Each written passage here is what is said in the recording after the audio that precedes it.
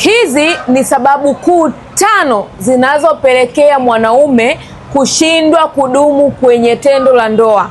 Yawezekana ni mwanaume ambaye unateseka kimya kimya, haujui ni namna gani ambayo utaweza kutibu changamoto hii, na unajua inakutesa sana, inakuumiza sana pindi ambapo unaanza kushiriki tendo la ndoa. Sababu ya kwanza ni mwanaume ambaye amefanya punyeto kwa muda mrefu.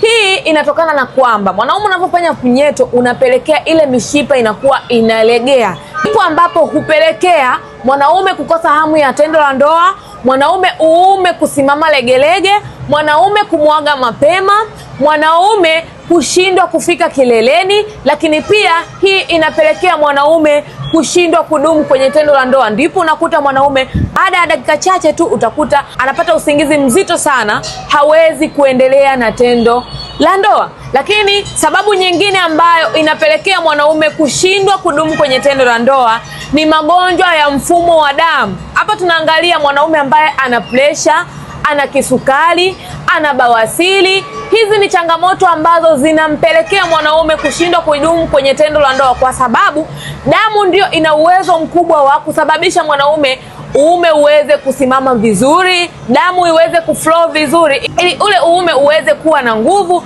uweze kuwa na stamina ya tendo la ndoa. Hii ndiyo sababu kubwa pia inayopelekea mwanaume kushindwa kudumu kwenye tendo la ndoa.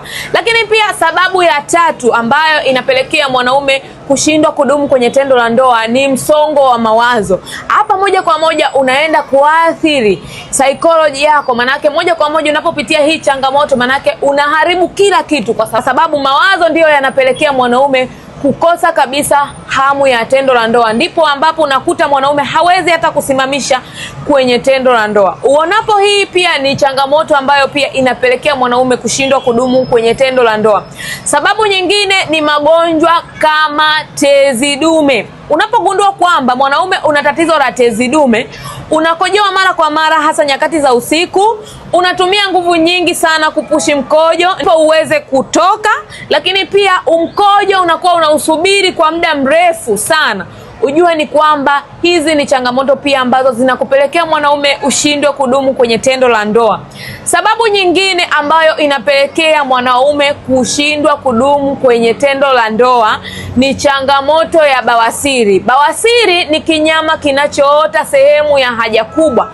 Hivyo mishipa ya sehemu ya haja kubwa na mishipa ya kwenye uume hivi vinaenda sawa. Kwa inapopelekea mwanaume una tatizo la bawasiri, moja kwa moja inaenda kuathiri mfumo mzima wa mwanaume. Ndipo ambapo unakuta mwanaume alikuwa na uwezo mzuri wa kushiriki tendo la ndoa, alikuwa na uwezo wa kuperform tendo la ndoa vizuri, lakini unakuta baadaye inakuwa ni changamoto. Lakini hii inatokea baada tu ya kupata haya mashambulizi. Sasa mwanaume, ikiwa umepitia hii changamoto kwa muda mrefu, performance yako ya tendo imeisha, hawezi kufika kileleni, hawezi kumridhisha mwenza wako, lakini hii hali inakutesa sana na unatamani urudi kwenye hali yako ya kawaida, imeshindikana. Umetumia dawa nyingi sana kuweza kurudisha uwezo wako, lakini bado imeshindikana.